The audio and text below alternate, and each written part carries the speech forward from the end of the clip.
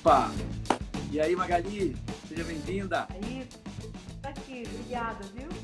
Que Prazer prazer te enorme estar aqui. receber. Prazer é Prazer nosso. enorme. Você me ouvindo bem aí, Magali, ou a minha voz está dando um delay? Sim, na sua abertura estava com delay bastante baixinho, mas agora eu estou ouvindo bem. Agora deu uma melhorada, né? Agora melhorou, estou ouvindo bem.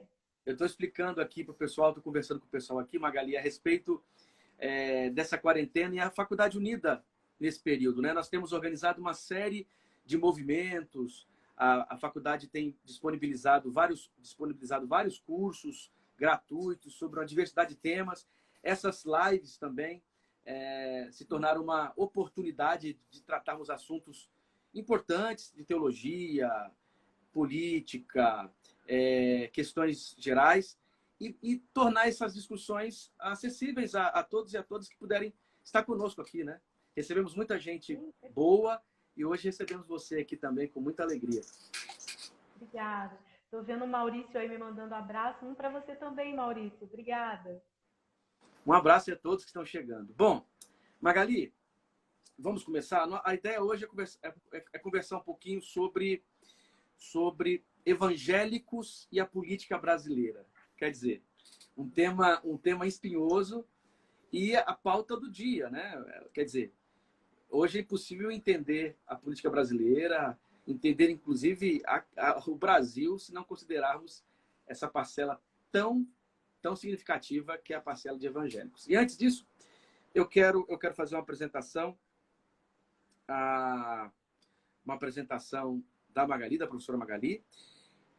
A professora Magali, ela é doutora em Ciências da Comunicação, com estágio pós-doutoral em Comunicação Política, é mestre em Memória Social e jornalista, coordena o grupo de pesquisa Comunicação e Religião da Sociedade Brasileira de Estudos Interdisciplinares da Comunicação, Intercom, autora de diversas publicações.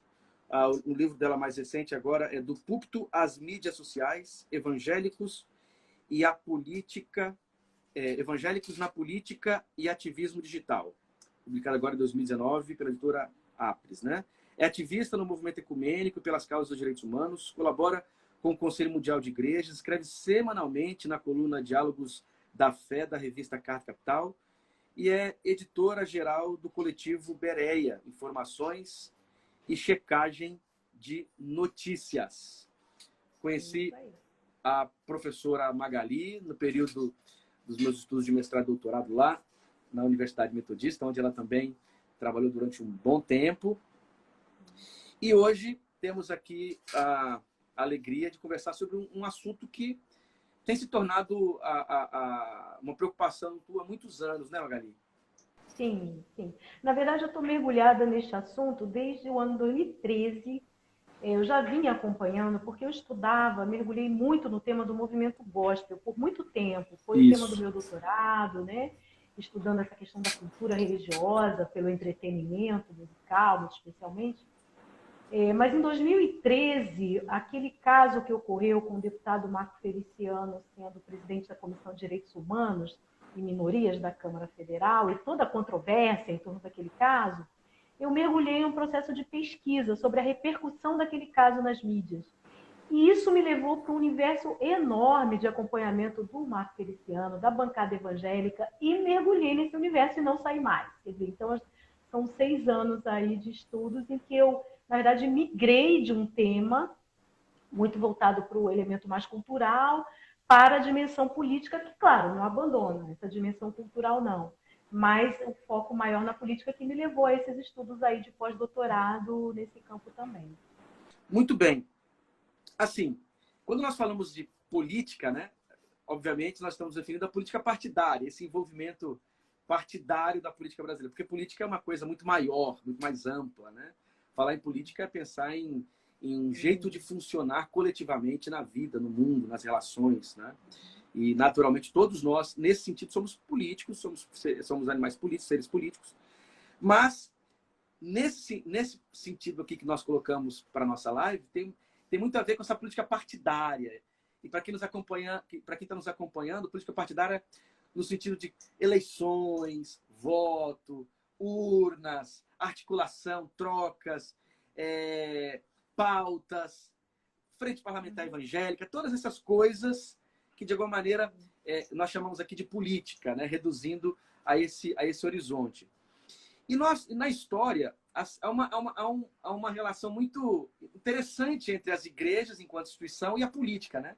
Se inicialmente, assim, pensando nos pentecostais, por exemplo, se demonizava a política, essa política partidária, que era coisa ou do mundo, ou não deveríamos se envolver porque alguns demonizavam literalmente coisas do diabo, nós não somos dessa terra, etc. Há um momento na história da tradição protestante no Brasil, e aqui, repito, né, entre os pentecostais, que talvez sejam hoje os que mais estão envolvidos nessas discussões partidariamente, e neopentecostais, há uma mudança, né?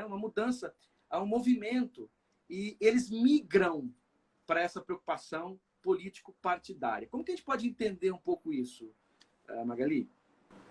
Então, isso vem num processo, né? A forma como as igrejas evangélicas chegaram no Brasil, elas chegaram numa forma muito isolada da sociedade. Essa ideia de que a igreja é como uma arca protetora, em que as pessoas estão protegidas do mundo, essa divisão igreja-mundo, né? Sempre teve na teologia, sempre teve nas práticas, e aquela visão de que é no céu que a gente vai encontrar a vida plena. Então, não importam os sofrimentos. Tem até hinos, né, dos nossos hinários clássicos que dizem isso, não importa o sofrimento que a gente viver aqui, é que no céu a gente vai ser recompensado. Então, essa teologia sempre foi muito forte com essa separação. Mas sempre houve, desde o início da chegada dos missionários, uma corrente que sempre trabalhou a dimensão do engajamento social. Quer dizer, tinha uma corrente mais forte, a gente pode dizer que está no DNA da nossa população evangélica do Brasil, da forma como as igrejas chegaram, esse isolamento. Então, a igreja não tem nada a ver com política, não tem nada a ver com racismo, não tem nada a ver com discussões amplas de temas sociais, mas a gente tem que preparar para a vida espiritual, que é isso que interessa. Então, isso ainda predomina, né? Mas sempre houve uma corrente muito voltada para o engajamento social. A gente teve grupos que fizeram trabalhos excepcionais até em termos comunitários, em termos de alívio de necessidades da população, centros comunitários, nas áreas diversas, trabalhos de alfabetização, né? Os missionários chegam numa época em que a população era amplamente analfabeta. Então a gente tem isso na nossa história, né? Ao mesmo tempo que uma negação, a gente tem esse viés mais do engajamento. Mas a gente vai perceber uma crise aí bastante intensa no tempo da Confederação Evangélica do Brasil, que foi uma articulação de evangélicos que começa nos anos 30 e ganha força nos anos 50, com um trabalho social muito forte. E quando houve a ditadura militar, a partir de 64, houve uma perseguição muito grande a esses evangélicos da Confederação e todas as atividades que estavam relacionadas à vivência comunitária, trabalho coletivo, engajamento social. Então, a gente vai viver uma crise de fechamento, né? De fechamento porque se colocava o perigo do comunismo naquela época, de que haveria uma influência comunista sobre essas atividades na própria Confederação. A Confederação foi fechada, presa, exilada, né? Então, eu dizia que a gente tem uma virada, depois da ditadura militar, que foram 21 anos de ditadura, né, com um fechamento muito grande das igrejas, mas, ao mesmo tempo, um comprometimento político com a própria ditadura, pela perseguição que foi feita aos grupos que estavam engajados socialmente, o fechamento da Confederação e tudo mais. E aí vão surgir os primeiros movimentos mais intensos de presença na política partidária, justamente nesse período da ditadura militar, com esse comprometimento das igrejas, né, com aquele momento. Já havia um primeiro deputado, que foi nos anos 30, foi até da Igreja Metodista. As igrejas não permitiam que pastores, que suas lideranças pudessem se engajar na política, então ele teve que deixar de ser pastor, deixar os seus credenciais pastorais para poder ser o candidato, Guaraci Silveira, nos anos 30, e ficou ele sozinho por muito tempo. Não havia personagens do mundo religioso ou evangélico na política institucional partidária. Então, a partir da ditadura militar, a gente vai ver, então, essa aproximação e vai ser um crescendo. Agora, isso vai ser marcado mesmo, essa presença mais intensa, essa mudança entre evangélico, crente, a palavra crente, né, que se usava. Crente não se mete em política, para crente pode participar da política, irmão vota em irmão, quer dizer, essa frase... Crente vota em crente, né? Isso, crente vota em crente, irmão vota em irmão, né? A gente tem que ter um testemunho dos evangélicos na política. Isso vai ser com força no ano de 1986, quando são as eleições para o Congresso Constituinte. Isso é o final da ditadura, a ditadura acaba em 85.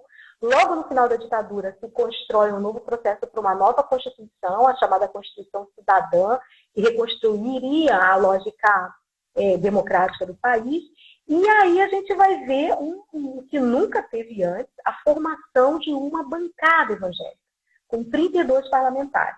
As igrejas entram em cheio querendo, eu diria, não as igrejas, né? Personagens das igrejas, pessoas, lideranças das igrejas, principalmente da Assembleia de Deus, da Igreja Evangélica Quadrangular, na época, da Igreja Batista. Essas foram as 3 igrejas com força, e a Universal do Reino de Deus já chegando e consolidando também o seu lugar. Então, uma predominância pentecostal, como você falou na sua introdução, e a Igreja Batista, com uma presença aí já significativa, né? Um outro metodista, um outro presbiteriano. Então, a gente vai ver essa composição dessas igrejas querendo influir. Por quê? Na Constituição, quer dizer, na forma como o país se organizaria como país a partir da ditadura militar. Aí, claro, havia questões muito fortes, como a questão da educação, a questão da reforma agrária, a questão dos meios de comunicação, tudo isso discutido, né, via Constituição. Quer dizer, a Constituição é a base de todo o processo de país, de legislação, que a gente passa, né, tudo. Então, a gente tem a Constituição pela primeira vez. Então, 86 é essa virada de página, em que irmão vota em irmão, crente vota em crente, crente tem um lugar na política, sim, e a gente vai ver uma mudança de teologia, de comportamento a partir daí. Só que teve um escândalo grande aí, né? Porque a gente sabe que na política brasileira rolam as negociações, né? Essa figura do centrão, que está tão falada hoje, emerge justamente nesse período com o processo constituinte de 86, o tal centrão, que é um pessoal que estava ali para quê? Para ganhar alguma coisa, né? Algum benefício. Então, há uma espécie de troca-troca, de a gente vota em tal coisa e a gente ganha de volta algum benefício. E os evangélicos entraram em cheio, essa bancada evangélica entrou em cheio nesse centrão. Apenas 2 deputados não estavam nessa, dos 32, apenas 2. Benedita da Silva e Aldo Fagundes. Benedita da Silva, na época, era da Assembleia de Deus, e Aldo Fagundes era da Metodista, da Igreja Metodista. Então, tirando esses 2, todo mundo lá no Centrão, negociando o quê? Principalmente os 5 anos para o presidente Sarney, que se aprovasse que o presidente Sarney ficasse mais 1 ano, além do que estava previsto, mais 5 num processo de transição, e recebendo em troca o quê? Estações de rádio e de TV, né? Concessões de rádio e de TV. Isso foi um escândalo muito grande, foi muito divulgado na mídia, né? Esse troca-troca, e o fisiologismo, na época apareceu essa palavra com muita força, né? E nas eleições seguintes, houve uma queda do número de evangélicos justamente por conta desses escândalos que aconteceram, desses troca-trocas todos aí. Foi aí que surgiu o Haroldo de Oliveira, o deputado que hoje é senador e é um grande empresário da comunicação. Ele ganhou muito nessas trocas aí de recebimento de estação de rádio, fez crescer aí o grande negócio dele com a comunicação. E outros também, né? Enfim, então, a gente tem essa espécie de paradigma, vamos chamar de paradigma, em 86, mas há uma queda.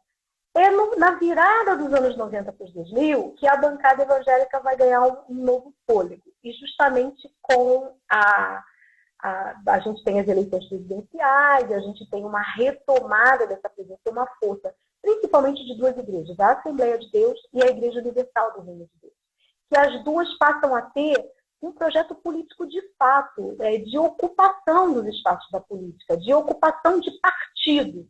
A Igreja Universal do Reino de Deus, ela ocupa o partido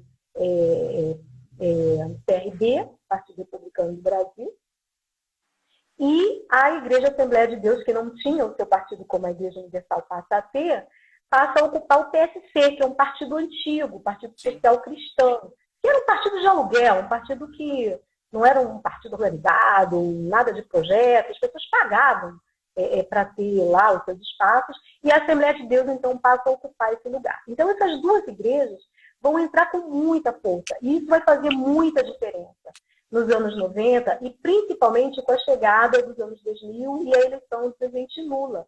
Porque o presidente Lula tinha muita rejeição dos evangélicos em todas as tentativas que ele teve para se tornar presidente.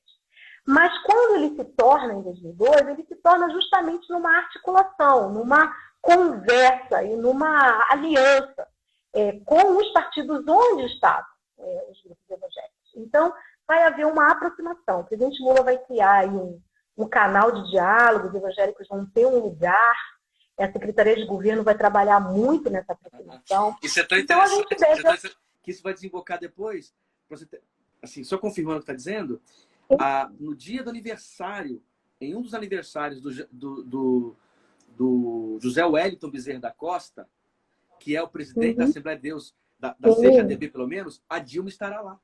E ela vai, inclusive, ter fala no culto, que é um dos cultos mais importantes, assim, dentro do espaço da Assembleia de Deus, porque é o presidente da convenção que está aniversariando. Ela vai estar lá, inclusive vai ter fala, né? Sim, o ministro Gilberto Carvalho vai ser uma figura fundamental nisso. Ele é católico, um católico praticante, um católico que conhece o universo da religião. Ele vai fazer aí todo um diálogo e pela primeira vez, os evangélicos vão ocupar o espaço lá do Palácio Planalto, tem reuniões, os ministros evangélicos vão aparecer nesse período, né? A gente tem o Crivella, o bispo Crivella da Igreja Universal, que era senador, se torna ministro da Pesca, depois um outro bispo vai se tornar ministro do Esporte, e aí vai. Quer dizer, então, a gente vê esse período dos anos 2000 como um período, então, de consolidação dessa força, principalmente dessas duas igrejas, que elas têm projeto político. Inclusive, a Assembleia de Deus tem o projeto de criação do seu próprio partido, né? O Partido Republicano Cristão, PRC. Ela colhe assinaturas, não foi muito bem sucedida, já tem aí uns bons anos, mas essa proposta de ter o seu partido está sempre em pauta, né? Então, eu contei aí mais ou menos essa história de como é que chega.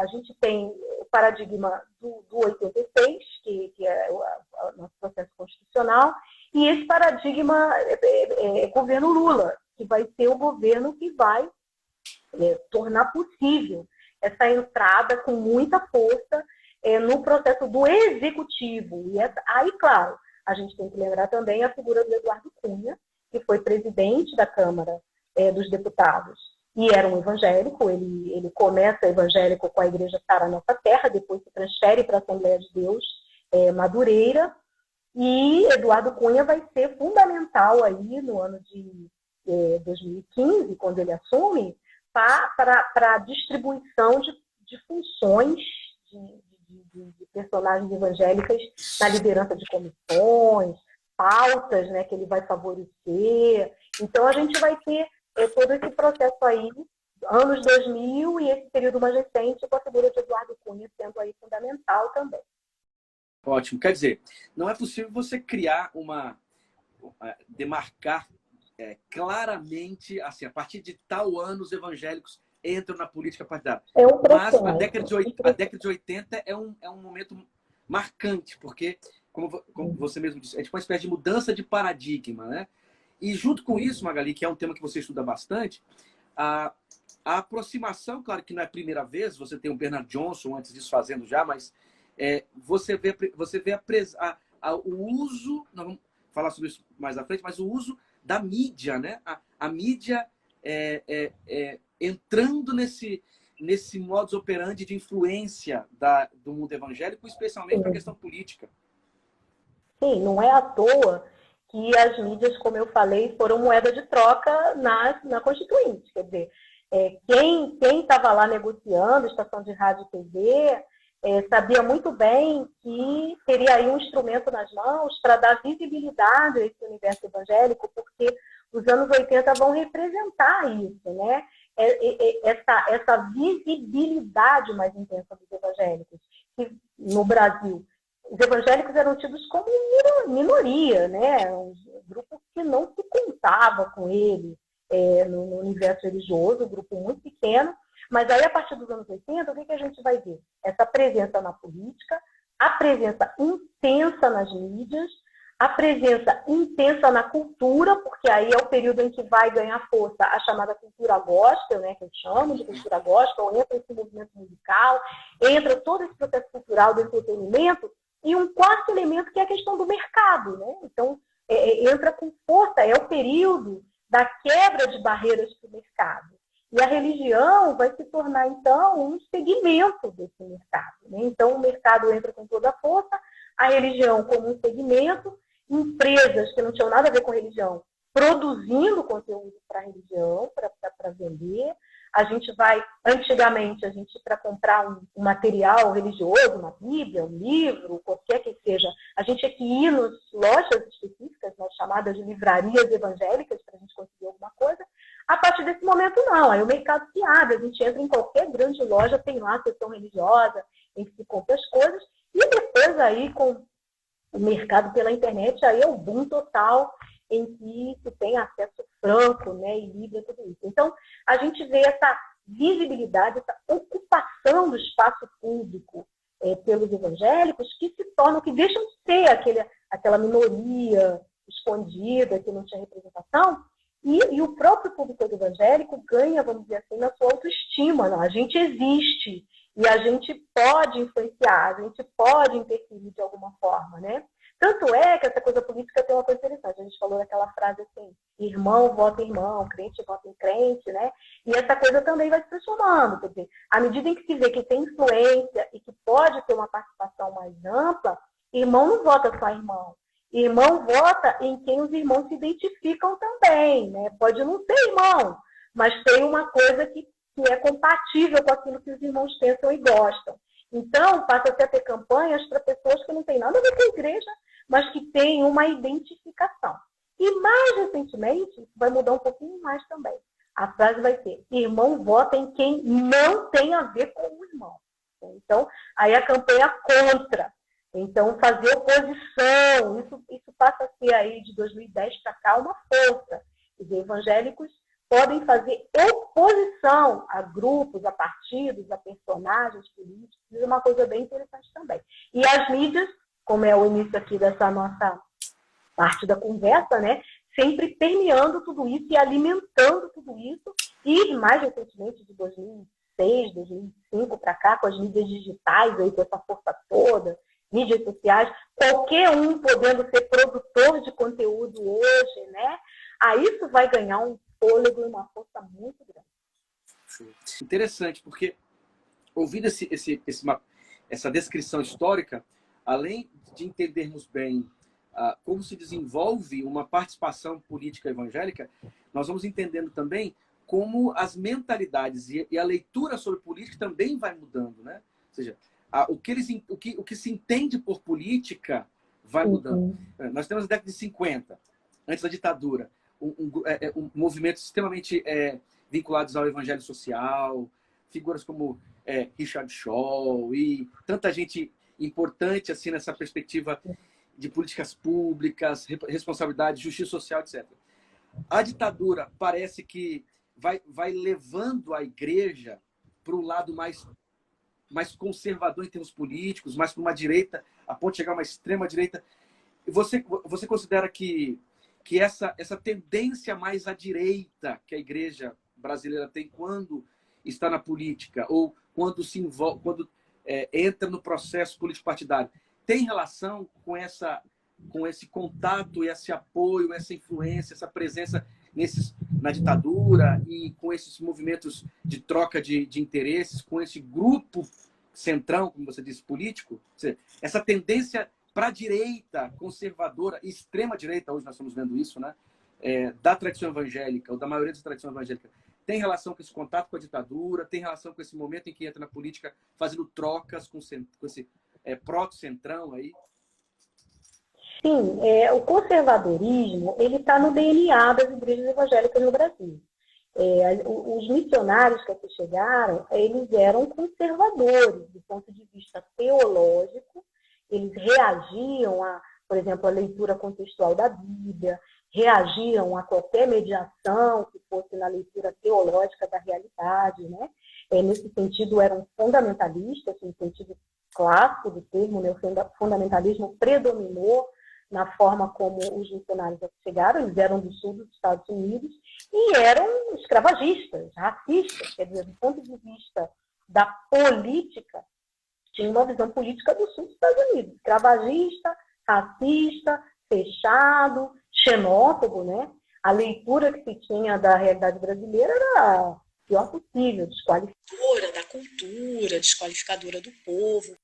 Quer dizer, achava-se que estava vindo aqui para redimir o povo, não só suas almas, mas suas vidas inteiras, trazendo o jeito americano de ser, né, o chamado American Way of Life. Então, isso está no evangelho social. E ao abraçar o evangelho social, trazia uma outra perspectiva, um outro olhar sobre a sociedade, né? Mas sempre foram grupos minoritários, sempre minorias, né? Então, quando entra a ditadura militar, por que há esse apoio à ditadura militar? Porque esse conservadorismo sempre foi mais forte, sufocando as iniciativas que a gente teve de um evangelho social, de um evangelho engajado nas questões da justiça, da paz. Tanto é que se fechou a Confederação Evangélica do Brasil, que passou a ser taxada como comunista, porque colocava como prioridade nas suas discussões esse engajamento social. Então, isso sempre foi muito minoritário. Então, quando a gente chega nos nossos tempos de hoje e a gente vê um apoio, um mergulho no que é a direita política, a gente está mantendo uma predominância histórica, né? Essa fidelidade histórica, essa coisa que está no DNA. Mas a gente não tem uma unanimidade nisso, não. A gente permanecem existindo os grupos que são críticos a essa realidade, que primam pelo engajamento social, que fazem uma teologia voltada para uma leitura da realidade, das demandas dessa realidade, né? Muito ligada a esse evangelho social que está lá no passado. Aí a gente tem as várias teologias contextuais aí orientando, mas sempre uma minoria. Mas uma minoria que de alguma forma faz barulho, uma minoria que de alguma forma se coloca, principalmente nesse tempo das mídias sociais, porque tem sido um veículo. Se as mídias tradicionais estavam nas mãos conservadoras, nesses troca-trocas políticos aí, e o pessoal mais progressista, mais aberto, não tinha acesso a essas mídias, porque não fazia esse jogo político, agora a gente tem uma certa democratização com as mídias sociais que são mais abertas. Então, a gente tem mais acesso a esse tipo de conteúdo. Daí essa polarização que a gente vê tão visível. Né? Nós estamos falando sobre essa marca, esse período que serviu mais como uma marca pedagógica, né? Década de 80, como essa entrada na política ou esse jeito de pensar a relação entre evangélicos e política. Talvez melhor seríamos dizer assim, quer dizer, a perspectiva seria, de alguma forma, uma reprodução dessa lógica mesmo de troca, agora aplicada às relações com as igrejas. Nós temos convenções, temos uma série de espaços que são profundamente políticos. Não é?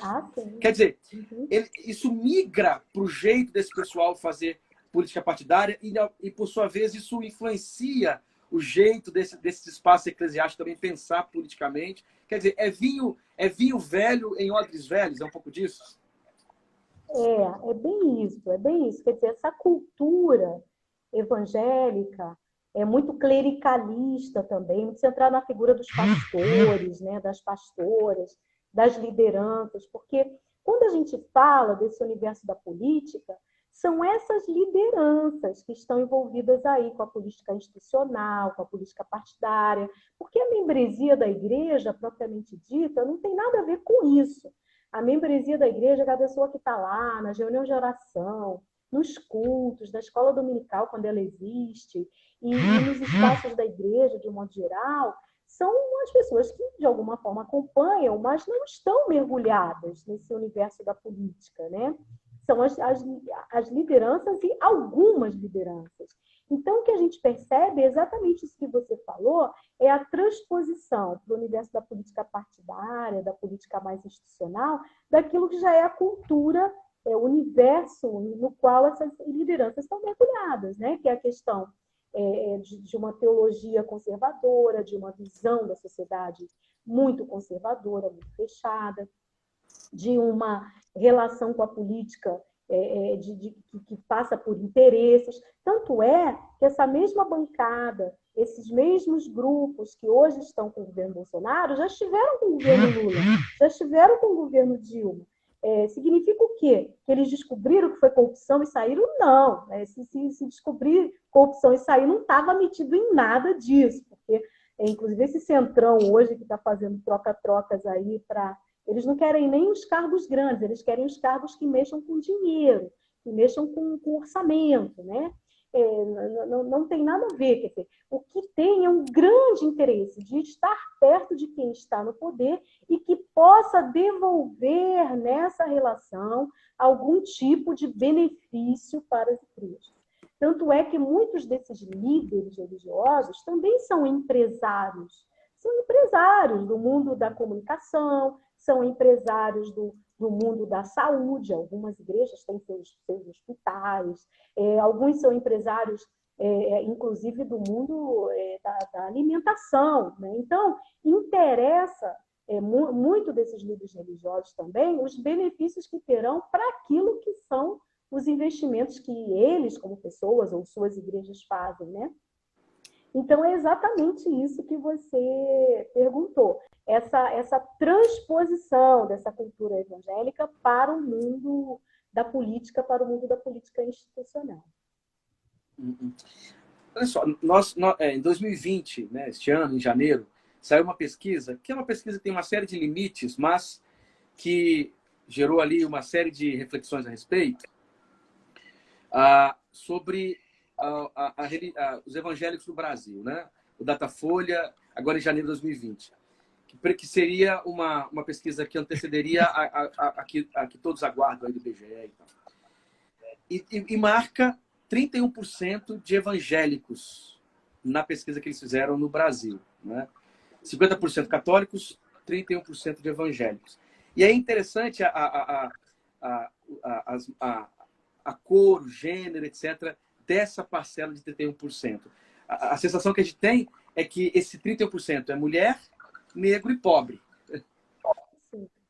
Agora, ao mesmo tempo, representa, claro que o mundo evangélico, como você mesmo disse, é muito plural, mas se a gente olha de uma forma geral, e eu sei que não é sempre justo fazer isso, mas olhando de uma maneira mais geral, é um movimento com uma tendência mais conservadora, que hora e outra tem uma certa tensão com o Estado Democrático de Direito, não entende bem a relação desse fenômeno, a relação da religião e dos interesses religiosos com o Estado Democrático. Quer dizer, e alguns pesquisadores claro que nem todos, outros discordarão disso, mas há a expectativa de que, com o tempo, o Brasil se torne um Brasil evangélico. Quer dizer, alguns dirão que não, chega um pico, como aconteceu lá na Coreia, e para. Imaginemos que essa parte de pesquisadores esteja correta. Realmente, o Brasil se tornará um país evangélico, com o maior número de evangélicos. O que você acha que representaria isso para a política brasileira? Então, há controvérsias nessa questão.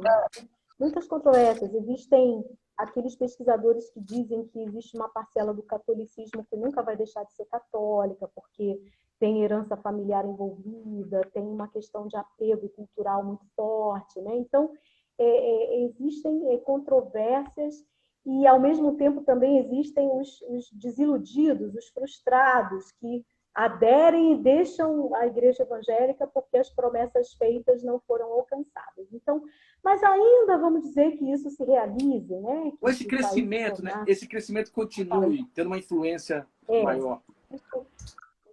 Continuasse, né? Eu não vejo uma diferença muito grande em relação ao quadro que a gente tem hoje, né?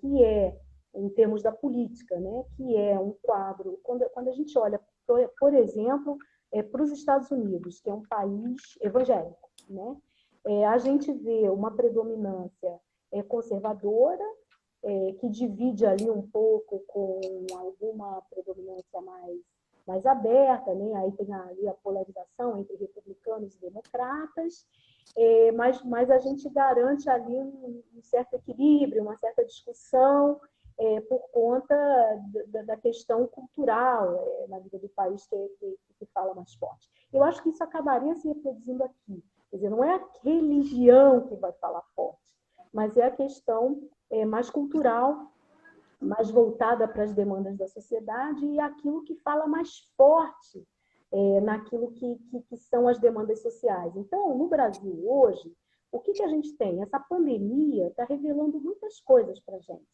né? Então, revelando que o Estado precisa ser mais atuante, o Estado precisa ser mais presente, que essa ideia de Estado mínimo é questionável, que aquilo que é privado não dá conta, né? Então, por quê? Porque no Brasil a gente tem carências sociais tão grandes que isso acaba sendo determinante em processos políticos e em processos eleitorais. Então, por mais que a população seja toda evangélica e tenha visões aí, vamos dizer, de sonhos de que o país abrace comportamentos morais, comportamentos no campo dos costumes, que sejam mais voltados para uma prática religiosa evangélica, vamos dizer assim, mas o que fala mais forte, no fim, é o bolso, é a saúde, é o acesso ao emprego. Isso a gente vê nas eleições passadas, né? Então, a eleição por exemplo, a eleição de 2010 ela é bem emblemática nisso que eu estou dizendo, porque houve uma campanha muito intensa de católicos e evangélicos contra a eleição de Dilma Rousseff, porque era mulher e porque se manifestava em temas controversos, como direito da mulher ao seu próprio corpo, envolvendo até a questão do aborto na época, direitos de população homossexual, direitos sexuais de um modo geral, que a Dilma se manifestava na época. Então, houve uma campanha muito forte, não só de evangélicos, como de católicos também, o que ampliou bastante essa oposição. E o que aconteceu? Dilma ganhou a eleição. E Dilma ganhou de novo em 2014, com toda a oposição, com a Operação Lava Jato, com tudo isso. Por quê? Porque a avaliação era em torno do bolso, da saúde, da escola, em torno daquilo que eram as condições de vida que os governos vinham oferecendo nesses anos 2000, que foram os governos do PT. Lula, 2 mandatos, Dilma, 1 mandato, que foi aprovado e ganhou as eleições de 2014. Quer dizer, há aí toda uma reviravolta política a partir de 2016 daqueles grupos que não se conformaram de perder a eleição em 2014. E aí houve toda a criação de um processo de impeachment que hoje está comprovadíssimo, altamente questionável, né? Todo aquele processo, nós não vamos entrar aqui nessa discussão, mas que teve o apoio, aí voltando àquela nossa conversa, né? Daqueles políticos evangélicos, da bancada evangélica, dos partidos evangélicos, e lideranças evangélicas que não estão na política institucional. Por quê? Porque se viu um andar da carruagem migrando para um processo mais conservador, mais à direita na política, e quando se sentiu essa migração, se articulou no sentido de apoiar esse novo movimento e esse novo processo. E a gente nunca viu o nome de Deus aparecer tanto naquela votação do impeachment, em campanhas eleitorais, e agora, mais recentemente, no próprio moto do governo do atual presidente, né, que está lá, Deus acima de todos, né, o Brasil acima de tudo, Deus acima de todos. Então, o nome de Deus passa a vigorar aí com muita força. Então, eu não vejo... E é um discurso sobre Deus que se adequa muito a esse imaginário evangélico conservador. Sim, não é um, né? E nós não, estamos... as pessoas ficam felizes, né? Felizes porque a gente tem um presidente que fala de Deus. E ele não é evangélico, muita gente pensa que é, mas ele se autodeclara católico, batizou lá no Rio Jordão como uma espécie de rito de passagem para o PSC, quando ele saiu do PT para o PSC, foi uma espécie de rito de passagem, mas nunca deixou de ser católico, se declara católico, mas fala de Deus, então as pessoas ficam ali felizes dentro desse imaginário. Poxa, a gente quis sempre um presidente evangélico, né? Tem a esposa evangélica, batizou no Rio Jordão, fala de Deus, então isso mexe com o imaginário, e isso fala mais forte, né? Esse desejo, né? Esse desejo. Agora, nos processos eleitorais anteriores, não é isso que falou mais forte. Por que falou mais forte em 2018? Por que as coisas mudaram? Não foi o bolso que falou mais forte, e sim um discurso mais emocional. Porque houve todo um trabalho, né? Todo um trabalho em torno de uma chamada nova política, de uma pessoa que não teria um comprometimento com águas passadas, de ter no governo alguém então, que cuidasse da família, e entra esse apelo muito forte no imaginário, que é a questão da família também, né? Então, e aí o processo que está em curso de investigações das fake news e das mentiras que permearam toda a campanha eleitoral, processos ilegais nessa campanha, seguindo o ritmo do que foi a campanha do Trump nos Estados Unidos, o Brexit na Inglaterra, tem todo um circuito que o Brasil está dentro, a gente não pode olhar só para o Brasil, não. Existem interesses aí que passam por economia, finança, cultura, existem interesses e o Brasil está colocado aí como um ponto muito forte nisso e não está fora dessas articulações internacionais que começaram em 2016. Brexit na Inglaterra, eleições de Trump, depois o que aconteceu no Brasil, que é muito semelhante a todo o processo, e vamos ver se as investigações da CPI, que está, CPMI, das fake news, as investigações agora com essas últimas denúncias, né, da família Bolsonaro e tudo isso que aconteceu em todas as eleições, se a gente tem a verdade vindo à tona de um processo eleitoral bem complicado, né? E aí, por que o Bolsonaro não falou mais forte? Por que a saúde não falou mais forte? Por que a educação não falou mais forte? Porque a gente teve esses fatores todos que a gente está elencando aqui. De certa forma, ele conseguiu articular bem a partir desta expectativa de um grupo que tem que de certa forma pensa a moralidade, família, e que esse grupo representa bem os evangélicos, uma parte significativa dos evangélicos brasileiros. Sim, na verdade, houve uma espécie de sedução de um discurso, porque nós tivemos um processo eleitoral em 2018 em que a pessoa que venceu o processo eleitoral não apresentou nenhuma proposta. Não houve um plano de governo, não houve uma proposta de governo apresentada. O que houve? Ataques, quer dizer, foi toda uma campanha, ataques, negação de personalidades, partidos e governos passados, muito em cima do antipetismo, do governo PT, então a questão do ataque e a questão emocional em torno desse imaginário, como a gente está falando aqui. Família, questão das mulheres, questão da infância, tanto é que houve as fake news em torno de uma mamadeira, que teria um bico da mamadeira, que seria um órgão sexual masculino, né? Eu não vou usar aqui o termo que popularizou. A questão do kit gay, né? O kit gay também foi um instrumento muito forte. O imaginário da sexualidade, né?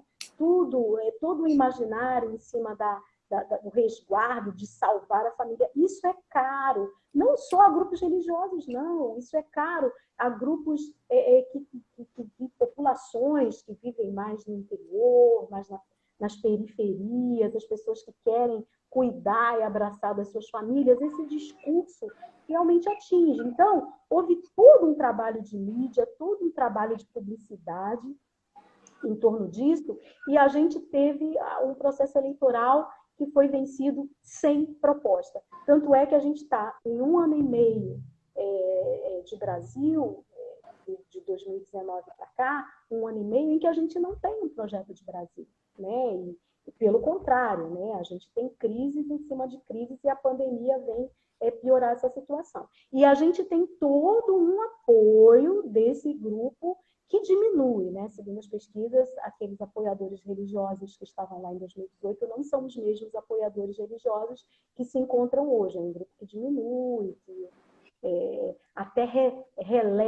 que ainda releva as questões mais graves que ocorrem da parte da liderança, releva, e em nome dessa questão religiosa mais forte e das benesses que estão sendo oferecidas, o troca-troca que continua, como, por exemplo, perdão de dívida das igrejas na Receita Federal, enfim, e várias outras situações em que aquele troca-troca que sempre teve aí na história permanece sendo usada, né, nessa busca de apoio. Perfeito. Quer dizer, a igreja evangélica,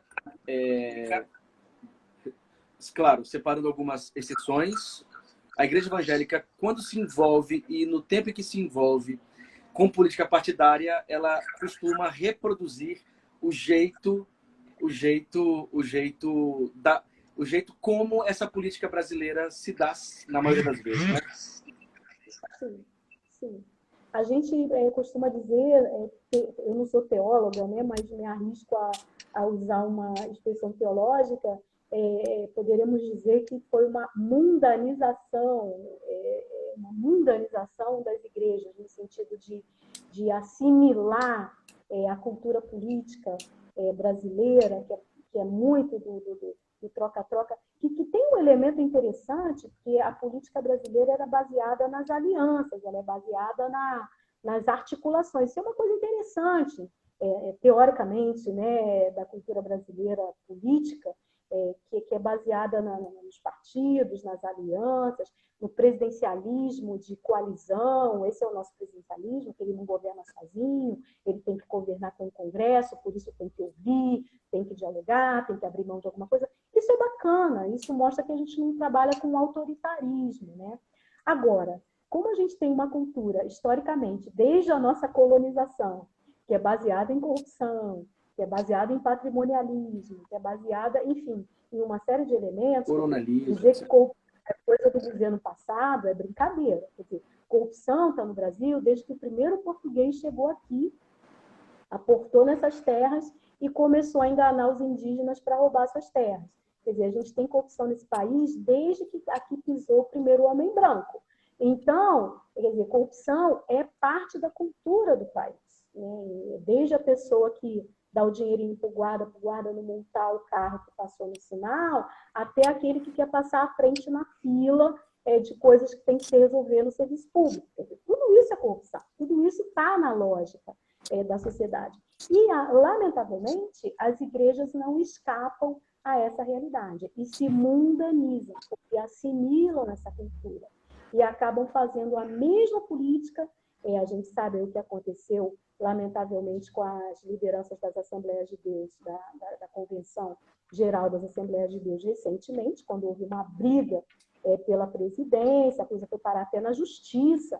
Quer dizer, como é que se vai para a justiça para se resolver um problema da presidência de uma igreja? Quer dizer, você está trazendo para a cultura religiosa a cultura que é da política de um modo geral. E que, repito, é cultura, está desde o colonialismo português nesse país. E para a gente vencer isso só com muita educação política, só com muito processo de conscientização, de consciência crítica. Isso aí é bem difícil de alcançar. E se de alguma forma o jeito de funcionar da política brasileira contribui para a maneira como institucionalmente as igrejas funcionam, por sua vez, quando esses políticos da igreja vão para a política partidária, eles reproduzem e até sacralizam esse jeito de funcionamento, né? Tanto é que a chamada bancada evangélica no Congresso Nacional não é essa homogeneidade toda, não. Ali tem briga, ali tem disputa. As disputas e as brigas entre as igrejas, né, porque a gente está aí numa grande arena religiosa em que as igrejas competem entre si, essas brigas vão para lá. Quer dizer, então, há uma certa unidade em torno de algumas pautas, quer dizer, se junta ali, porque há um interesse envolvido, mas é o tempo todo um espaço de disputa, em que, assim como se assimila nas igrejas essa cultura política, se leva para lá essas disputas que acontecem no próprio terreno das instituições religiosas. Sim. No início da nossa conversa, você disse uma coisa interessante, que como a Igreja Universal, a Assembleia de Deus, vão se articulando vão pensando partidos, assim, vão pensando espaços na mídia. E alguns gostam de falar num projeto de poder. Você também trataria desse jeito? Você acha que essa presença da igreja evangélica na política brasileira, usando a mídia, etc., mesmo que não seja tão uníssono assim, ou de maneira tão articulada, mas é um projeto de poder? É uma estrutura, um projeto de poder perigoso, por exemplo? Olha, eu sou partidária da compreensão de que, numa democracia, todo mundo tem lugar no espaço público. Tem muita gente que critica o perigo, a ameaça das igrejas na política. Eu não acho que é ameaça, eu acho que as igrejas têm direito de estar nos espaços políticos como qualquer outro grupo. A democracia tem que ter lugar para todo mundo.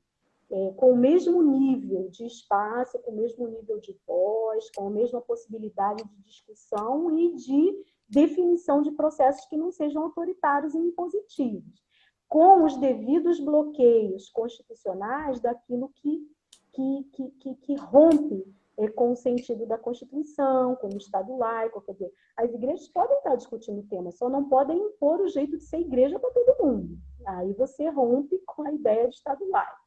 Então, se nós somos um Estado laico, as igrejas têm lugar, não é porque é laico que vai ser ateu. Né? Que é um equívoco. Exatamente. O Estado laico tem que garantir o lugar de todo mundo na democracia, no espaço público, inclusive para discutir os temas sob os devidos vieses das crenças e daquilo que os grupos creem. Agora, o que não pode acontecer é um grupo querer sobrepor a todo mundo a sua visão de mundo e seus costumes, que é o que alguns grupos estão tentando fazer com o impedimento de leis ou com a criação de leis com base na compreensão religiosa. Compreensão religiosa a gente defende no nosso grupo religioso e a gente defende como valores, mas não transformando em prática para todo mundo. Né? Aí é que a coisa complica. Então, eu já agora me perdi no que a gente estava falando. Eu acho que enveredei. Não, está falando sobre a questão da bancada evangélica e, inicialmente... do projeto de poder. Projeto de poder. Isso, do projeto de poder. Exatamente. Então, eu estava dizendo que eu não sou contra e partilho de uma ideia de Estado laico, que o Estado laico tem que garantir um lugar de todo mundo. E que a gente pode ter na política pessoas religiosas, pessoas que estão na política por causa dos seus valores religiosos. Eu não vejo isso como um empecilho nem ameaça para o Estado laico. A ameaça que eu vejo eu acabei de dizer, né? Que impor para todo mundo seus valores religiosos e pautar tudo por valores religiosos. Mas, observando o que está acontecendo e observando os processos nos quais, principalmente a Igreja Assembleia de Deus, as igrejas, né, Assembleia de Deus, que a Assembleia de Deus não é essa coisa única, né? Então, as igrejas Assembleia de Deus e a Igreja Universal do Reino de Deus e alguns segmentos do universo pentecostal e revelam que tem sim projeto de poder, porque tem uma teologia que alimenta esse projeto de poder, que é a chamada teologia do domínio, né? Que é a teologia que é construída nos Estados Unidos, que baseia muito da atuação, principalmente da maioria moral nos Estados Unidos, né? De que tem que ter um domínio de Deus sobre a nação, e esse domínio vem por lideranças que são religiosas, que vão colocar esse domínio de Deus. Quer dizer, essa teologia, ela influencia e ela embasa muitos grupos hoje que estão em ação aqui no Brasil, e não são só as igrejas, não. A gente tem hoje muitos grupos atuando no oferecimento de cursos, no oferecimento de formação, na área de coaching. Esses grupos que estão embasados. A gente tem grupos, por exemplo, voltados para a cultura, como um grupo chamado Descend, que produziu aí uns shows em estádios, né? Quer dizer, toda a teologia que embasa esses grupos que entram no Brasil e junto com a Igreja Universal, as Assembleias de Deus, os discursos políticos, vão estabelecendo essa ideologia de que Deus tem que governar e Deus governa por meio dessas lideranças religiosas e não de outras. E eu só acrescentaria também as igrejas de perspectiva mais reformada, que também tem aquela coisa lá neocalvinista de uma de um mandato cultural, etc. Né? Não à toa, aí é o equívoco que muita gente tem, porque tem muita gente que critica os evangélicos no governo Bolsonaro e vão dizendo assim, os neopentecostais, os pentecostais que Bolsonaro. Gente, isso é o maior equívoco. Quem está no governo não tem não, eu não posso falar que não tem porque tem a ministra Damares. Tem uma pessoa, que é a ministra Damares Alves, que é da igreja do Evangelho Quadrangular, mas hoje está na Igreja Batista da Lagoinha. Interessante essa migração, que vai para um grupo batista, mas a origem dela é pentecostal. E todos os outros 6 ministros, eles são do universo batista e presbiteriano. A gente não tem pentecostais. A gente tem no governo batistas e presbiterianos. E isso é uma coisa que chama muito a atenção dentro dessa linha que você está colocando. E aí as mídias, jornalistas, e gente de igreja também que quer criticar o governo, né? Aí fica criticando aos pentecostais, os pentecostais. Gente, quem está lá colocando projeto, mexendo com dinheiro, mexendo com orçamento, fazendo coisas acontecerem ou não acontecerem, são batistas e presbiterianos. E a ministra Damares, que era evangélica quadrangular, hoje está na Batista da Lagoinha. Batista, porque isso diz muito para a gente. É porque a gente costuma sempre, e é um preconceito, até nas pesquisas, né?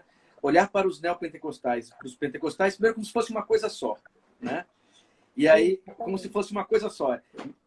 Pentecostal, Edir Macedo, quer dizer, eles não entendem que, assim, é uma coisa muito mais plural, muito mais complexa. Como acontece também com os evangélicos, né? Você diz lá, os evangélicos. Você dizer os evangélicos e não dizer nada, é quase porque é muito plural. Claro que a gente percebe essa presença de lugares comuns. Mais de 60% dos evangélicos, ou que se dizem evangélicos no Brasil, votou no atual presidente. Quer dizer, então, você pode falar de uma perspectiva muito generalista, assim. Mas quando a gente fala de política e mundo evangélico, a gente costuma dizer mesmo que são os pentecostais que estão tomando poder, porque os pentecostais são os... Mas aí que tá. Os pentecostais, eles aparecem... Quando a gente falou aqui do tema da visibilidade, são os que aparecem. Eles estão nas mídias, eles estão nos grandes templos, eles estão ocupando o espaço público de uma forma, eu diria, até muito eficaz. Agora, é interessante que os evangélicos históricos, esses batistas e presbiterianos que estão no governo, eles têm a intelectualidade clássica. E aí esse governo também precisa disso, né? Precisa desse respaldo de quem tem uma formação, de quem tem um nível intelectual. Aí você tem o ministro da Justiça, que é presbiteriano, que é um jurista. Aí você tem o ministro da Secretaria de Governo, que é um militar, que é batista. Enfim, você vai compondo com um certo respaldo que se dá a essa formação, que aí no mundo pentecostal, o mundo pentecostal tem buscado isso, tem buscado e tem alcançado. Mas todos os seus intelectuais são expurgados, porque à medida em que eles estudam, em que eles vão adiante, as suas próprias igrejas os rejeitam, porque eles começam a pensar. Isso é meio complicado pela própria constituição de governo do mundo pentecostal, onde há presidentes de igreja que nunca passaram por uma faculdade de teologia. Então, isso é muito complicado nesse jogo de poder nas igrejas do universo pentecostal. Então, no mundo mais histórico, tradicional, aí você tem já o pessoal com a formação, com a intelectualidade, que dá um respaldo e estabelece um certo credenciamento a esses evangélicos que fazem parte do governo. Isso é um processo muito interessante da gente observar. Porque, de certa forma, o capital político pentecostal é muito grande, porque os pentecostais são a maioria no Brasil, entre os evangélicos. Né? Você tem uma igreja, uma Assembleia de Deus em Manaus, por exemplo. Não é à toa o que aconteceu em Manaus este ano, finalzinho do ano passado, se não me engano, este ano. Manaus tem 450 mil membros. Só Manaus. Então, quer dizer, a Assembleia de Deus em Manaus. Tem um canal de TV, né, que é a Rede Boas Novas. Aí você vem aqui para o Rio de Janeiro, as igrejas da Assembleia de Deus e outras igrejas pentecostais, igreja videira, que já são pentecostal, mas quase neopentecostal. Então, o campo missionário para os políticos no mundo pentecostal é um campo muito, mas muito potente, né? Como diria, a Seara está preparada, é muita gente, né? Um capital político importantíssimo. Então, fica até mais difícil para a gente hoje classificar esses grupos evangélicos da forma como a gente sempre classificou. Na verdade, nem dá mais. Como é que a gente põe um carimbo de pentecostal, de neopentecostal, ou mesmo de presbiteriano, de metodista, de batista, na igreja que eu participo, que eu sou membro da igreja metodista? Tem muito pentecostal metodista, tem muita prática neopentecostal dentro da igreja metodista. Então, esse metodismo que a gente classifica nas clássicas tipologias do universo protestante, brasileiro, evangélico, já não dá mais conta até da própria intersecção que a gente tem entre esses diferentes grupos. É difícil de classificar. Eu ouvi uma vez numa palestra do professor Alexandre Brasil, que é sociólogo aqui do Rio de Janeiro, da UFRJ, ele dizia isso, e ele propôs nessa reunião, ele me prometeu que esse texto vai sair, que a gente vai poder usar em breve. Ele propôs nessa reunião que a gente faça uma classificação não mais assim por igreja ou por grupo, como a gente tem feito, mas que a gente faça por discurso, né? Quem tem o discurso da prosperidade, quem tem o discurso neocalvinista, quem tem o discurso ecumênico, quem tem o discurso progressista. Enfim, eu gostei muito, eu até fui muito influenciada pelo que eu ouvi dele, isso foi muito recente, e espero que o texto dele saia logo, porque eu acho que pelo discurso a gente vai agrupando gente que hoje faz aliança e que tem muita identidade. Quer dizer, pode ser de uma igreja X do mundo neopentecostal clássico ou da igreja X do mundo histórico protestante, mas se encontram naquilo que defendem, nas suas ideologias. Interessante. Eu publiquei um artigo, Magali, num dossiê sobre teorias da linguagem que saiu na Horizonte, e a proposta que eu fiz foi, pensando no mundo antigo, mas que se classificassem os grupos religiosos pelos gêneros discursivos. Perfeito. É mais ou menos isso aí que o Alexandre falou. Então, vocês estão se encontrando. Eu não sabia desse texto, dessa... Na verdade, ele não saiu. Ele fez a palestra em cima de acho que é um capítulo de um livro que vai sair, uma coisa assim. Mas eu vou continuar cobrando dele, né? Isso é importante. E vou atrás do seu também. Um dossiê que o Paulo organizou sobre linguagens da religião. E aí eu propus que usasse as implicações da análise do discurso para pensar a formação discursiva, tratar o fenômeno religioso como um fenômeno discursivo e assim classificá-los a partir dos gêneros discursivos comuns de certas práticas discursivas, né? E pensando nisso, você tem formação em comunicação e etc. Eu estava conversando outro dia com um poeta, e ele é músico, poeta e evangélico. E ele disse o seguinte, que há nas estruturas da linguagem brasileira, hoje, nos discursos brasileiros, a presença de temas, de ideias, de memórias evangélicas. Quer dizer, esse crescimento evangélico também pode gerar uma transformação discursiva na linguagem política? Com certeza, até porque essa transformação ela tem interferências na cultura, né? Então, a gente vai identificar, por conta dessa ocupação evangélica dos espaços culturais, aí a gente tem pela música, pelo entretenimento, os programas de TV, as pessoas vão assimilando linguagem, assimilando comportamento. Quanta gente fala, outro dia eu estava fazendo um exercício físico em casa, que eu tive que arrumar pela internet um jeito de fazer exercício físico em casa, e a pessoa que coordena, a professora, a personal trainer digital... Online!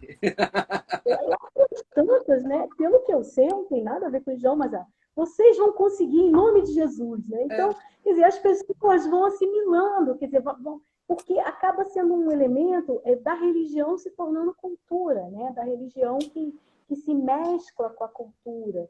E aí entra a personagem da novela, que a novela não é religiosa, mas a personagem da novela vai ser, ou o cantor evangélico que vai entrar no meio de uma programação que não tem nada a ver com religião. Entra o cantor do pagode, entra o cantor do pop, e vai entrar o cantor evangélico com a sua música lá no meio. Quer dizer, na verdade, esse caldo de cultura em que nesse caldo a gente tem um ingrediente que é o religioso evangélico que passa a fazer parte, né? E se como a linguagem é um instrumento da política, do Estado, quer dizer, para construir, inclusive, contratos de linguagem com esse eleitor que ele deseja conquistar, é possível mesmo que esse aumento dos evangélicos no Brasil, isso produza quase que uma reestruturação da linguagem política, dentro de um Estado democrático que se diz laico, né? Inclusive, o uso da linguagem religiosa na política que a gente está vendo acontecer nesse exato momento, a gente tem um mote do governo federal que tem Deus lá, e a gente vê o presidente repetindo a toda hora um versículo bíblico, que é João capítulo 10, versículo 10, que ele repete o tempo todo, e a coisa fica de forma tão banalizada que o presidente da República é mundialmente conhecido como uma pessoa que mente e está dizendo que a verdade libertará, né? Quer dizer, eu não estou dizendo isso aqui como oposição a Bolsonaro, não. Eu sou oposição, admito isso. Mas eu estou dizendo isso aqui do ponto de vista científico de pesquisa. Ele mente, é uma pessoa marcada por mentiras, desde a campanha eleitoral, durante o seu período como presidente. Recentemente, a Folha de São Paulo levantou as várias mentiras durante a pandemia, que foram por ele pronunciadas, e o tempo todo ele está dizendo que o que ele diz está respaldado por João, capítulo 10, versículo 10.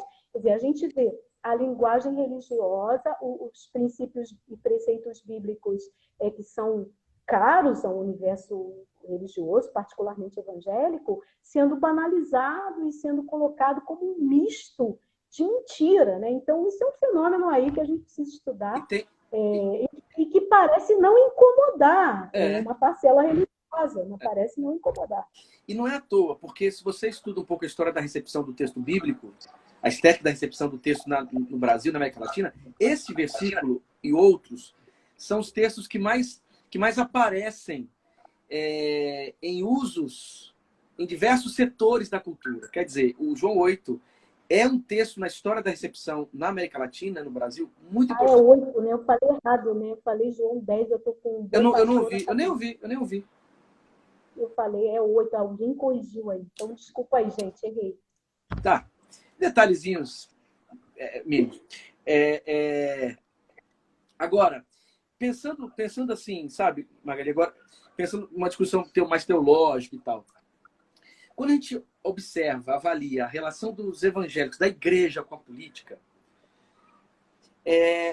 a gente precisa fazer uma discussão aqui, também uma discussão bíblico-teológica. Quer dizer, nós temos aqui vários ouvintes que são pastores, gente da teologia, gente que gosta de religião. Quando você olha a tradição bíblica, há sempre um olhar crítico em relação a qualquer projeto político, de Estado, monárquico. Quando você olha a tradição profética na Bíblia hebraica, né? Sempre um olhar de desconfiança. E eram homens e mulheres vinculados a práticas carismáticas no sentido estático da palavra, né? Que, de certa forma, esse ser empoderado por essa força, etc., produzia uma desconfiança com qualquer projeto político, projeto de Estado, projeto monárquico. Se olha Jesus também sempre com um olhar muito crítico ao sistema da Pax Romana, quer dizer, eu vos dou a paz, não a paz que esse sistema te dá, quer dizer, é uma discussão séria, uma crítica séria ao jeito de funcionar que o Estado e que o Império impõe. O Apocalipse de João, ele é um visionário que quando vai ler Roma, lê de forma radical, sabe? Quase que ascética. Então, quer dizer, essa relação do povo de Deus, essa relação da igreja com o Estado deveria ser uma relação muito crítica, né? Então, assim, a primeira coisa que a gente pode falar da relação de igreja e política é sempre um olhar crítico, nunca se permitindo ser cooptado por nenhum projeto, como a gente tem percebido acontecer. Não é uma questão de oposição, simplesmente, mas é uma questão de coerência com a própria tradição bíblica. Não é? E, levando em consideração a história mesmo do protestantismo, que está tão vinculado aos processos de formação dos Estados democráticos, né? Claro que essa relação não é muito simples, não é de causa e efeito, mas você percebe os grandes tratados sobre liberdade, sobre tolerância, sendo produzido por protestantes e a partir da fé protestante, de alguma maneira. E quando você olha a Declaração de Direitos Humanos nasce protestante, né? O protestantismo está lá na Declaração de Direitos Humanos. Você tem o Grotius com o naturalismo, etc. Então, uma defesa pela democracia, pela pluralidade. Então, quer dizer, se alguém se entende evangélico e se encontram naquele protestantismo ou na tradição bíblica, primeiro tem que ter sempre um olhar muito crítico para qualquer projeto de poder. Ser cooptado por um projeto político é não resguardar, é não levar em consideração as instruções bíblico-teológicas. E não saber lidar com a democracia, não saber entender o lugar, por exemplo, das liberdades, da tolerância, não tem outra palavra que talvez melhor, do respeito à alteridade, de não impor projetos morais. Quer dizer, isso é ser fiel à sua própria tradição. Talvez um político evangélico seria exatamente aquele que representaria a defesa do Estado Democrático de Direito, a defesa das liberdades, o enfrentamento às violências, a escolha preferencial por aqueles que sofrem. Quer dizer, talvez pensar a relação de uma igreja ou figuras evangélicas na política deveria considerar todo este histórico, essa tradição, não é verdade? Mas aí, como a gente já falou aqui, acontece que tem uma cultura religiosa e é ela que é levada para a política, né? Quer dizer, há esse intercâmbio entre a cultura política e a cultura religiosa da forma como ela foi construída. Então, veja bem, os evangélicos brasileiros, eles têm no seu DNA, como a gente já falou, o conservadorismo e também o autoritarismo. As igrejas evangélicas brasileiras são profundamente autoritárias, centradas no clericalismo, baseadas na palavra exclusão, essa coisa de exclusão de membro. É uma coisa que... Um coronelismo esquisito, né? Quando se tinha reunião da igreja, concílio para excluir membro, ia todo mundo queria assistir, participar da coisa de excluir pessoas, né? E isso está dentro de uma lógica muito forte que é transferida para a idade política. Então, veja bem, ditadura militar, porque todo aquele apoio evangélico? Porque era o autoritarismo, né? Era o estado de exceção, o autoritarismo. E aí se encontra essa perspectiva ideológica, de tendência, de cultura, com a cultura que está predominando. Então, o que a gente tem hoje? A gente tem um governo baseado no autoritarismo, no sou eu que mando, né? Essa frase da própria pessoa que está no poder, sou eu que mando, então tem que ser do meu jeito.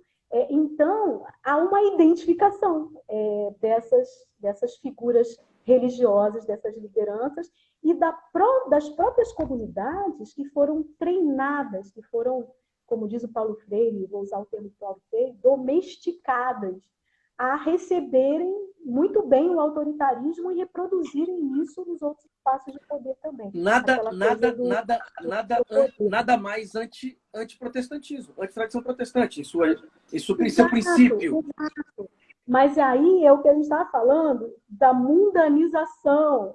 Na verdade, é uma espécie de contaminação que as igrejas acabam recebendo dos projetos de poder que são levados pelas suas próprias lideranças, né? E que aí comprometem. Aí a gente teria que discutir aqui um monte de coisa, como aquele princípio protestante do Paul Tillich, né? Que ele vai dizer que esse princípio protestante que estava lá no começo, ele foi comprometido ao longo da história das igrejas, foi esquecido, foi desprezado, né? Então, o que a gente tem essa raiz protestante, mas a gente tem uma ampla negação dessa tradição, dessa formação, né? Então, é lamentável, né, que a gente tenha a identidade, mas a gente tem uma identidade meio franquistênica, né? É um monte de pedaços que a gente foi ajustando ali, ajustando aqui, pegando a cultura, pegando o jeito de ser, tentando se ajustar à sociedade. E aí virou uma outra coisa, que não é a identidade protestante nessas bases que você diz, né, que são tão próprias, nessas raízes todas, né? O que é lamentável. Mas elas ainda servem de referência para a gente formar essa consciência crítica que a gente está dizendo aqui que é muito necessária, né? Então, a gente precisa dessas bases para ter uma referência, para poder espelhar e dizer, olha, não estamos sendo fiéis, isso precisa ser desafiadora essa realidade.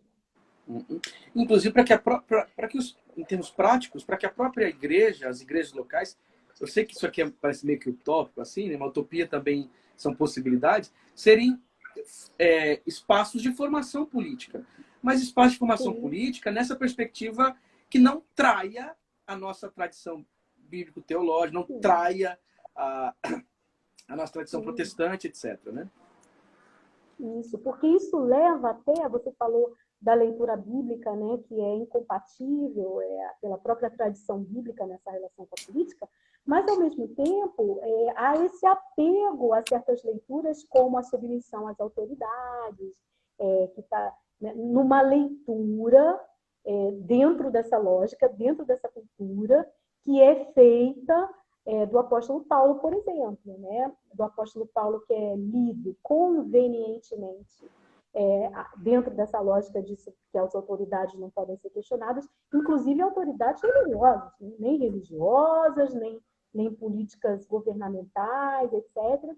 Um apóstolo Paulo que é lido como repressor de mulheres e por aí vai, quer dizer, tem toda essa leitura conveniente, esse fundamentalismo que a gente tem nas nossas raízes, que é um fundamentalismo muito esquisito, porque não é uma fidelidade à palavra de Deus, é transformar a palavra de Deus naquilo que a gente quer que ela seja, transformar a leitura bíblica na defesa dos nossos pensamentos e dos nossos ideais, né? E aí a gente dá um jeitinho na Bíblia, né? Então é uma questão bastante interessante para se refletir. Inclusive, essa leitura depois vai servir de estrutura de compreensão de mundo, essa leitura fundamentalista, para esse político evangélico, ou esses apoios de políticos evangélicos, etc. Exatamente. E para justificar e manter essa perspectiva autoritária, né? Dessa dimensão autoritária do sou eu que mando e todos têm que obedecer e fiquem quietos, né? Ainda mais as mulheres, que aí já seria um outro capítulo. Muito bom. Magali, que coisa bacana. Não dá para a gente considerar todas as pessoas que estão escrevendo aqui, muita gente agradecendo, não sei se você conseguiu acompanhar. Muito rápido, eu gostaria de... Depois, o que vai acontecer? No Instagram, ali fica 24 horas com as questões. Uhum. Depois, quando nós baixamos para o YouTube, montando um vídeo só, aí as perguntas já não ficam salvas. Mas depois você consegue dar uma olhadinha. Mas muita gente agradecendo, parabenizando, achando que foi muito agradável. E eu corroboro com isso, eu sublinho isso, foi muito bom. Quero agradecer, Magali, pela tua disponibilidade, por esse papo tão bacana, tão frutífero, tão instrutivo, tão assim, tão esclarecedor. Eu acho que essa é a ideia, né? Que as coisas ficam mais claras e criar espaços para discutir esses assuntos hoje é urgente. Isso é um ato urgente, né? Eu te dou parabéns por essa iniciativa, é muito legal que a gente possa fazer uso desses espaços, né? Que a gente andou usando aí por muito tempo para coisas assim tão irrelevantes e agora, nesse período que a gente está vivendo, ganha essa relevância toda, né? Então, a Faculdade Unida, você, né? O professor Vanderlei, garantirem a possibilidade desse espaço é uma coisa muito boa, né? Então, eu acho que depois que a gente sair dessa pandemia, nossas vidas nunca mais serão as mesmas. Não. E eu, como pessoa que trabalha com comunicação, eu tenho a esperança que essas experiências permaneçam e que a gente possa fazer uso permanente desses espaços que são tão positivos. Ocupar, né? Para formar. né? Ocupar para ajudar na reflexão. Quer dizer, quando esses espaços são ocupados por fake news, terror, mentira, usos para projetos pessoais, é hora, então, de outras perspectivas ocuparem também. Sim. Né? E aí, usando o nosso jargão evangélico, a gente tem que evangelizar esses espaços. É assim que a gente evangeliza. Verdade, Magali, verdade. Então, obrigado. Eu quero mais uma vez agradecer você. Lembrando, pessoal, lembrando a vocês aí que estão nos acompanhando, a todas e todos vocês, nós temos o canal no YouTube. Algumas pessoas perguntaram, e vai ficar onde? Ó, lá no canal do YouTube da Faculdade Unida. Se inscreva no canal, peça lá para ser lembrado dos vídeos. Semanalmente nós temos essas conversas vão para o YouTube. Nós temos uma série de outros vídeos lá, encontros assim históricos. Inclusive a Magali participou de um ou dois desses encontros em congressos aqui na Faculdade Unida. Todas as palestras lá do Moldman, do Boff, do Rubem Alves, estão todas lá no nosso canal. Entre lá, se inscreva e participe, tá bom? Magali, mais uma vez, um beijão para ti. Valeu. E aí pro Cláudio. Valeu. Que a gente consiga... Um abração aí para todo mundo que participou, tá? Foi pena que não deu para ver, mas eu vou lá olhar quem estava aí, é um prazer enorme, e que outras reuniões venham, como essa aí, que todo mundo aprenda muito. Muito bom. Muito bom. Obrigado. Um abração para todos e todas vocês. Obrigado pela presença aí. Um abraço. Isso aí, um abraço. Tchau.